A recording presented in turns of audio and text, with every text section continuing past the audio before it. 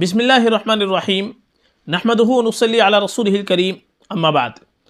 محترم ناظرین کرام، دارالفتاء دارالعلوم دیوبند سے ایک سوال کیا گیا ہے جس کا عنوان ہے والد کی قبر میں والدہ کو دفنانا۔ اس کا پہلے ہم آپ کو سوال سنا دیتے ہیں۔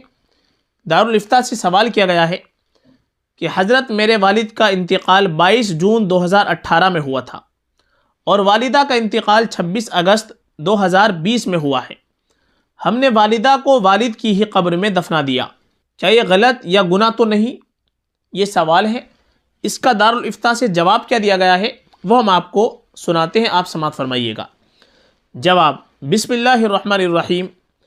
جب پہلا مردہ قبر میں گل سڑ کر مٹی بن جائے، اس کے بعد دوسرے مردے کو اس میں دفن کرنا چاہیے، جس کے لیے کئی سال کا فاصلہ ہونا چاہیے۔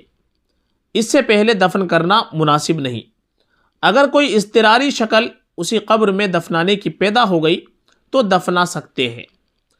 یعنی اس سوال کا جواب اصل یہ ہے کہ جب تک پہلا مردہ جو قبر میں دفنایا گیا ہے گل سڑ کر مٹی نہ بن جائے، اور اس کے لیے عام طور پر کئی سالوں کا فاصلہ ہوتا ہے، چونکہ کئی سال میں جا کر کے انسان کا جسم گل سڑ کر کے مٹی بنتا ہے، تو جب تک کسی انسان کا جسم گل سڑ کر کے مٹی نہ بن جائے اس وقت تک دوسرے مردے کو اس میں دفن نہیں کرنا چاہیے۔ اور اگر کوئی اضطراری شکل پیش ہو جائے، یعنی جگہ نہ ہو، قبرستان کے اندر کہیں بھی دفن کرنے کی جگہ نہ ہو، تو مجبوری کی حالت میں اضطراری شکل میں پھر اسی قبر کے اندر دفنانے کی اجازت ہو جائے گی۔